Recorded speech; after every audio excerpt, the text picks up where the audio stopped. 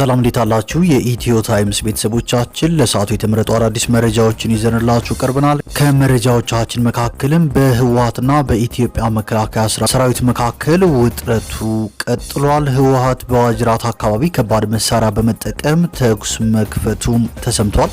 በተጨማሪም ህወሓት በአፋር ጥቃት መክፈቱ ታውቋል። ይህ በእንዲህ እንዳለም በአቶ ጌታቸው ረዳ የሚመራው የትግራይ ዲሞክራሲያዊ ስምረት ፓርቲ ህወሓት ወደ ግልጽ ጦርነት ተሸጋግሯል፣ የፕሪቶሪያን ስምምነት በይፋ አፍርሶታል ሲል መግለጫ አውጥቷል። የትግራይን መሬት የጦርነት አውድማ ማድረግ የሚፈልጉት ሻዕቢያና ሌሎች የውጭ ኃይሎች የገንዘብና የጦር መሳሪያ ድጋፍ እንዲያቀርቡ፣ የጥፋት ቡድኑ ደግሞ የሰው ኃይል እንዲያቀርብ እንዲሁም በተፈጥሮ ሀብት በማዕድንና በሌሎች የመንግስት ንብረቶች ላይ ዝርፊያ በመፈጸም ለጦርነት ዝግጅት እንዲውል ስምምነት ላይ ደርሷል በማለትም በአቶ ጌታቸው ረዳ የሚመራው ፓርቲ ገልጿል።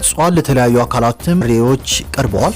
ይህ በእንዲህ እንዳለም የአብኑ አመራር አቶ ጋሻው መርሻ የትግራይ ኃይል አሁንም ለሌላ ዙር ጥፋት፣ ለሌላ ዙር ሞት፣ ለሌላ ዙር መቆራቆዝ እየተፍጨረጨረ ይገኛል። በቀጥታ ወረራ ከማድረግ እስከ አማጺ ማደራጀትና ማስታጠቅ፣ ከፕሮፓጋንዳ ዘመቻ እስከ ታሪካዊ ጠላቶች ተወካይነት ሁሉንም አይነት ጥፋት ደግሶ ያለ የሌለ ኃይሉን ለመጠቀም እየሰራ ይገኛል ሲል ገልጿል። ሙሉ መረጃውን በዜናችን በዝርዝር እንመለከተዋለን። ከዚህ መረጃ በተጨማሪ ሩሲያ ያክ 130 ተዋጊ አውሮፕላኖችንና ኦሪዮን ድሮን ለኢትዮጵያ እንዳስረከበች መገለጹ፣ በጋምቤላ ክልል ከቀናት በፊት ተከስቶ በነበረው የጸጥታ ችግር እጃቸው አለበት የተባሉ የመንግስት አመራሮች በቁጥጥር ስር እየዋሉ እንደሆነ መሰማቱ፣ በአዲስ አበባ አሽከርካሪዎች ላይ ጠንከር ያለ ህጋዊ እርምጃ እንደሚወሰድ ፖሊስ ማስጠንቀቁን፣ እንዲሁም በመሆኒ ከተማ በተደረገ ድንገተኛ ፍተሻ ተሰርቀው የተደበቁ ከ500 በላይ የከፍተኛ ኃይል ማስተላለፊያ የታወር ብረቶች እንደተያዙ መሰማቱና ሌሎችን በዝርዝር የምንመለከታቸው መረጃዎች ይዘንላችሁ ቀርበናል። ዝርዝር መረጃዎችን ለማድመጥ ቻናላችንን ሰብስክራይብ በማድረግ የደወል ምልክቷን በመጫንና መረጃውም ለብዙዎች እንዲዳረስ ላይክ በማድረግ እስከ መጨረሻው አብራችሁን ቆዩ።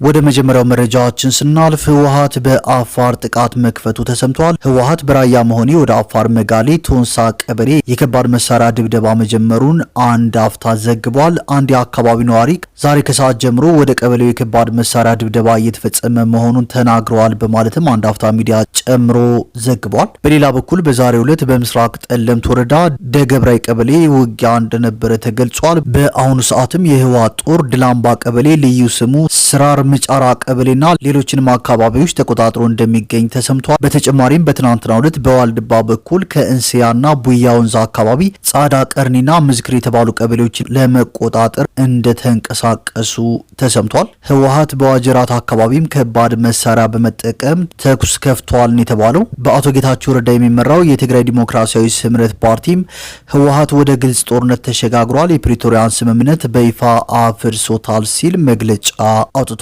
የትግራይ ዲሞክራሲያዊ ስምረት ፓርቲ በመግለጫው ይህ የጥፋትና የሴራ ቡድን በህዝብ ስም እየነገደ የህዝቡን ፍትሐዊና ተገቢ ጥያቄዎች ለጠባብ ፖለቲካዊ አጀንዳው መሸፈኛ ሲጠቀምበት ቆይቷል።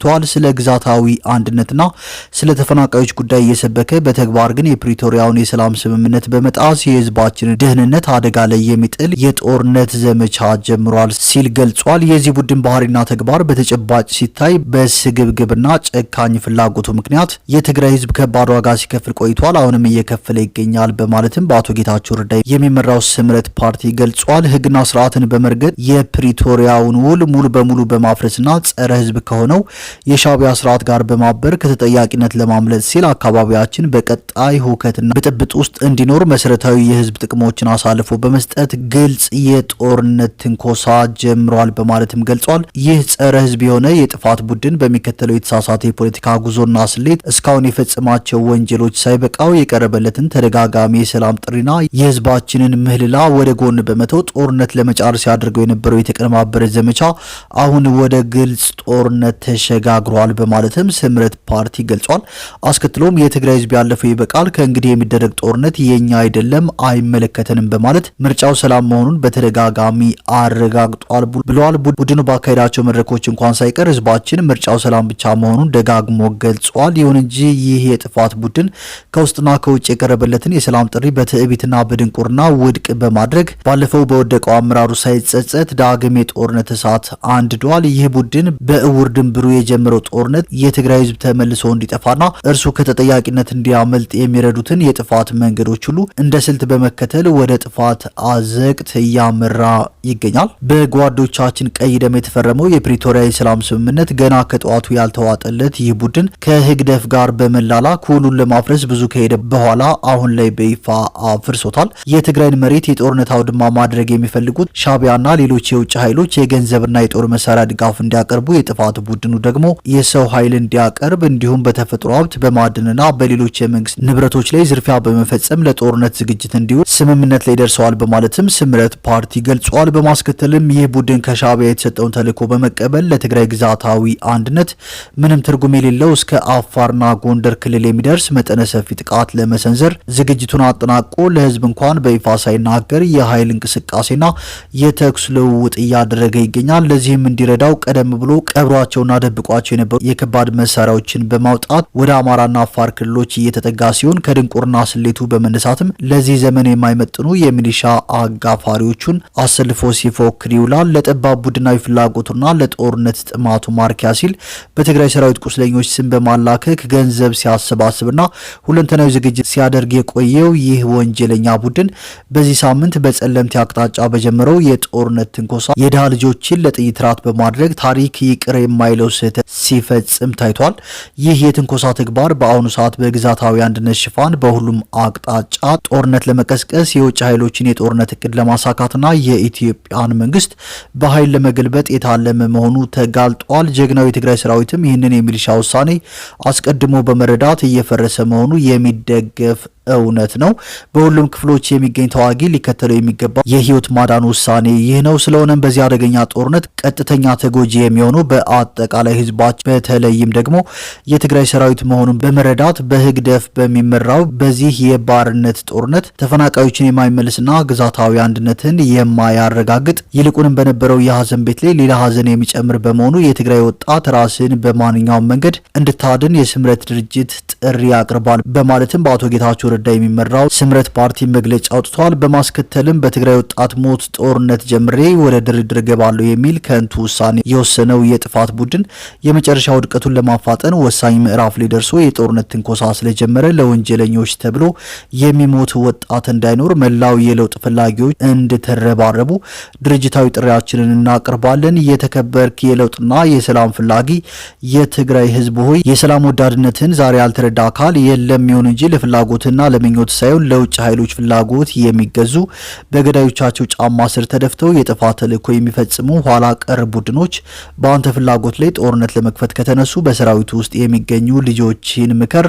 ይህን አደገኛ የውጭ ኃይሎች ጦርነት በጽኑ ኮንን እስከ መጨረሻውም ታገለው መክተው። እነዚህ የጦርነት ነጋዴዎችና የጥፋት ቡድን አባላት መላው ቤተሰባቸውን ደህንነቱ በተጠበቀ ቦታ አስቀምጠው የትግራይን ሀብት እየዘረፉ በልጆች ደም ቁማር እየተጫወቱ ነው። ስለዚህ እያንዳንዱ ትግራዋይ ራሱን፣ ልጆቹን፣ ወንድሞቹንና እህቶቹን በአስቸኳይ ከዚህ የጥፋት ቡድን ሰልፍ በማውጣት ከጥፋት ሊታደጋቸው ይገባል። የትግራይ ሰራዊት አባላትም ለሻዕቢያና ለውጭ ኃይሎች ገጸ በረከት ሆናችሁ እንዳትሸጡና የእናንተ ባልሆነ ጦርነት እንዳትማገዱ የተደረገውን ሴራ እንድታከሽፉት ከእሳት ራሳችሁን እንድታርቁ ከልብ የመነጨ ምህላችንን እናቀርባለን።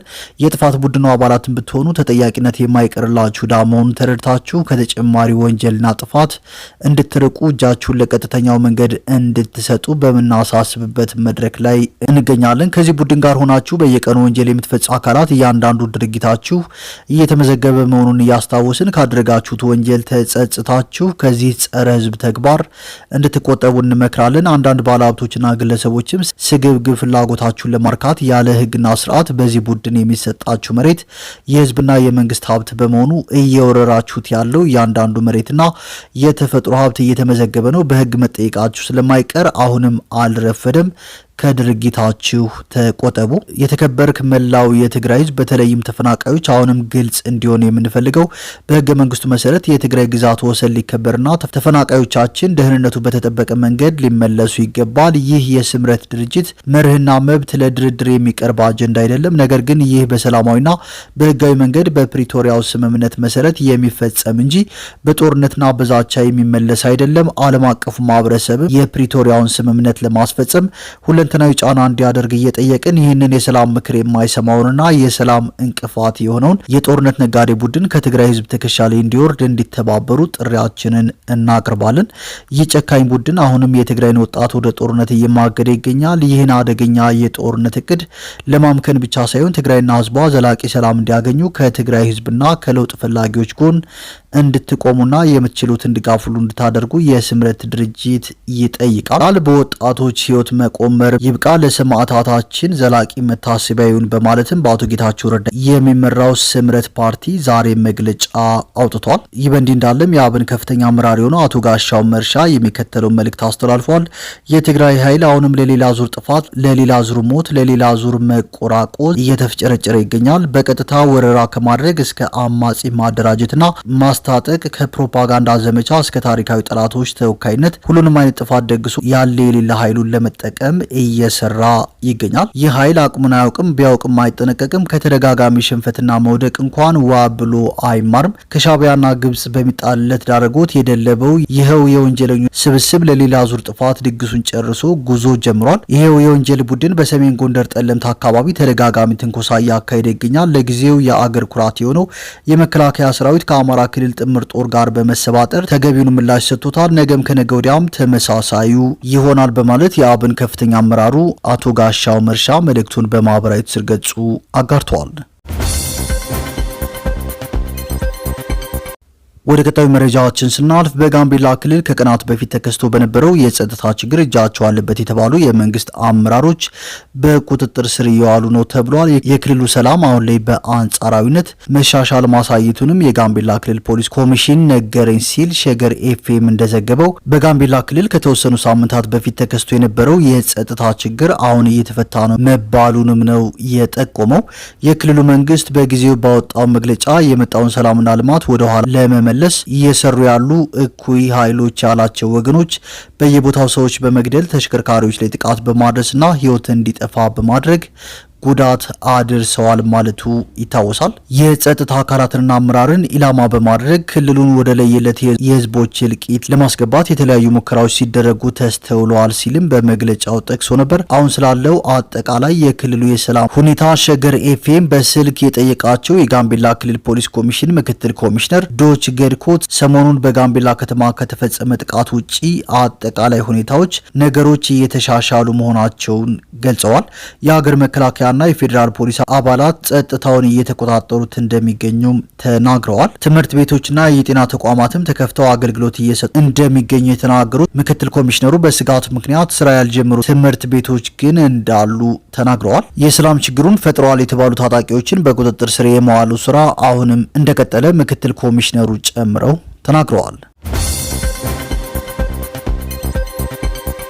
ወደ ቀጣዩ መረጃዎችን ስናልፍ ሩሲያ ከ130 ተዋጊ አውሮፕላኖችንና ኦሪዮን ድሮን ለኢትዮጵያ ማስረከቧ ተገልጿል። ሩሲያ እስከ 6 የሚደርሱ ከ130 የተራቀቁ የማሰልጠኛና ቀላል ተዋጊ አውሮፕላኖችን እንዲሁም ቢያንስ አንድ ኦሪዮን የተሰኘ ተዋጊ ድሮን ለኢትዮጵያ ማስረከቧን ዲፌክስ ኤክስፕሬስ የተሰኘው የዩክሬን የመከላከያ ጉዳዮች ህትመት ዘግቧል። ህትመቱ ጥር 19 ቀን 2018 ዓ.ም ባወጣው ዘገባ አውሮፕላኖቹና ድሮኑ በቢሾፍቱ አየር ኃይል ቤዝ በተካሄደው የ2026 አቪዬሽን ኤክስፖ ላይ መታየታቸውን አመልክቷል። ከዝግጅቶቹ የተገኙ ምስሎች ከ2301 እስከ 2306 መለያ ቁጥር ያላቸውን ከ130 ጄቶች የሚያሳዩ ሲሆን እነዚህ አውሮፕላኖች በዋነኝነት ለአብራሪዎች ስልጠና የተሰጡ ቢሆኑም ቀላል የውጊያ ተልዕኮችን የመፈጸም አቅም እንዳላቸው ተጠቁሟል። እንደ ዲፌንስ ኤክስፕሬስ ዘገባ የኦሪዮን ሰው አልባ አውሮፕላን በኢትዮጵያ መታየት የሩሲያ ሰራሹ ምርት በይፋ ለውጭ ሀገር ሲሸጥ የታየበት የመጀመሪያው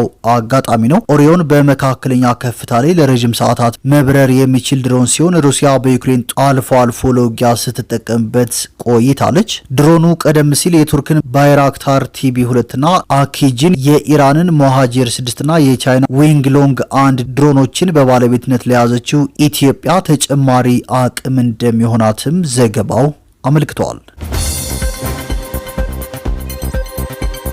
ወደ ቀጣዩ መረጃዎችን ስናልፍ በመሆኒ ከተማ በተደረገ ድንገተኛ ፍተሻ ተሰርቀው የተደበቁ ከ500 በላይ የከፍተኛ ኃይል ማስተላለፊያ የታወር ብረቶች ተይዘዋል። ከአላማጣ መሆኒ መቀሌ አቅጣጫ በተዘረጋው የ230 ኪሎ ቮልት የከፍተኛ ኃይል ማስተላለፊያ መስመር ላይ ተሰርቀው የተደበቁ ከ500 በላይ የታወር ብረቶች መያዛቸውን የኢትዮጵያ ኤሌክትሪክ ኃይል የሰሜን ሪጅን ፊዚካል ሴኩሪቲ አስታውቋል። በሪጅኑ የመሰረተ ልማት ደህንነት ፊዚካል ሴኩሪቲ አባል የሆኑት ኮሎኔል ማዕረግ አሰፋ እንደገለጹት ይህ የማስተላለፊያ መስመር በተደጋጋሚ በሚያጋጥመው ስርቆት ምክንያት ከፍተኛ ውድመት የሚደርስበት አካባቢ መሆኑን ገልጸዋል። በተለይም በትግራይ ክልል ደቡባዊ ዞን ራያ አዘቦ ወረዳ በሚገኝ መሆኒ ከተማና አካባቢው ላይ የሚታየው ችግር ከፍተኛ ትኩረት የሚሻ በመሆኑ ከመደበኛ የጥገና ስራዎች ጎን ለጎን የኤሌክትሪክ መሰረተ ልማት ደህንነትን ለማስጠበቅ ልዩ ክትትል እየተደረገ ይገኛል። እንደ ኮሎኔሉ ገለጻ በመሆኒ ከተማ በተደረገ ድንገተኛ ፍተሻ ለጊዜው ግምታዊ ዋጋቸው ያልተጠቀሰ ከ500 በላይ የታወር ብረቶች የተያዙ ሲሆን ከጉዳዩ ጋር ግንኙነት አላቸው የተባሉ 5 ተጠርጣሪዎችና አንድ ባጃጅ በሕግ ቁጥጥር ስር ውለው ክስ ተመስርቶባቸዋል። የመሰረተ ልማት ደህንነቱን የመጠበቅ ስራ ከሪጅኑ አመራር ከመስተዳድር አካላትና ከአካባቢው ማህበረሰብ ጋር በቅንጅት እየተከናወነ መሆኑን የጠቀሱት ኃላፊው በስጋት ቀጠናዎች ላይ የሚደረገው ድንገተኛ ፍተሻና ክትትል ተጠናክሮ እንደሚቀጥል ገልጸዋል። በዘላቂነትም የቅድመ መከላከል ስራዎችን ለመስራት ከማህበረሰቡ ጋር ውይይት እየተደረገ መሆኑ ተመላክቷል። ወደ መጨረሻው መረጃዎችን ስናልፍ በአዲስ አበባ አሽከርካሪዎች ላይ ጠንከር ያለ ህጋዊ እርምጃ ይወሰዳል ሲል ፖሊስ መግለጫ አውጥቷል። እርምጃው የሚወሰድባቸው ግለሰቦችም ህጋዊ ፈቃድ ሳይኖራቸው በተሽከርካሪ መስታወት ላይ ጥቁር ስቲከር የሚለጥፉ፣ የአደጋ ጊዜ መብራቶችን የገጠሙ፣ ጥቁር መስታወት ያስገጠሙ፣ ለአደጋ ጊዜ ተሽከርካሪዎች የተፈቀዱ ጥሩምባዎችና መብራቶችን በገጠሙ አሽከርካሪዎች ላይ ጠንካራ እርምጃ እንደሚወስድ የአዲስ አበባ ፖሊስ ጠቅላይ መምሪያ አሳስቧል። ባለፈው 6 ወር በተደረገ ቁጥጥር 33059 አሽከርካሪዎች ምንም አይነት ፈቃድ ሳይኖራቸው በተሽከርካሪያቸው መስታወት ላይ ጥቁር ስቲከር ባደረጉ እንዲሁም በተደመሰሰና በተፋፋቀ ሰሌዳ ሲያሽከረክሩ በተገኙ 15000 አሽከርካሪዎች ላይ እርምጃ መውሰዱን ገልጿል። በቁጥጥሩ ሰዓት ጥቁር ስቲከር ከማድረግ ባለፈ ጥቁር መስታወት ባደረጉና የአደጋ ጊዜ ተሽከርካሪዎችን የሚጠቀሙበት የአደጋ ጊዜ ጥሩምባ ባስገጠሙ ህገወጦች ላይ እርምጃ እንደተወሰደባቸውም አስታውቋል። በተሽከርካሪ መስታወት ላይ የሚለጠፍ ስቲከር አሽከርካሪው የውጭውን እንቅስቃሴ በትክክል ተመልክቶ እንዲያሽከረክር እንዲሁም የትራፊክ ተቆጣጣሪዎችን በተሽከርካሪ ውስጥ ያለውን ሁኔታ እንዳይቆጣጠሩ እንቅፋት እየፈጠረ ነው ያለው ፖሊስ ከዚህም በላይ አንዳንድ ወንጀል ፈጻሚዎች ይህንን አጋጣሚ በመጠቀም ወንጀል ሲፈጽሙ እጅ ከፈንጅ መያዛቸውንና ጉዳዩ አሳሳቢ እንደሆነ አመልክቷል። ከሚመለከተው የጸጥታ ደህንነትና የትራንስፖርት ተቋማት ምንም አይነት ፍቃድ ሳይኖራቸው በተሽከርካሪ መስታወት ላይ ጥቁር ስቲከር ያደረጉ፣ ጥቁር መስታወት ያስገጠሙ እንዲሁም ከአደጋ ጊዜ ተሽከርካሪዎች ጋር የሚመሳሰል ጥሩምባና መብራት እየተጠቀሙ ያሉ ባለ ንብረቶችም ሆኑ አሽከርካሪዎች ላይ ጠንከር ያለ ህጋዊ እርምጃ ይወሰዳል በማለትም የአዲስ አበባ ፖሊስ መግለጫ አውጥቷል።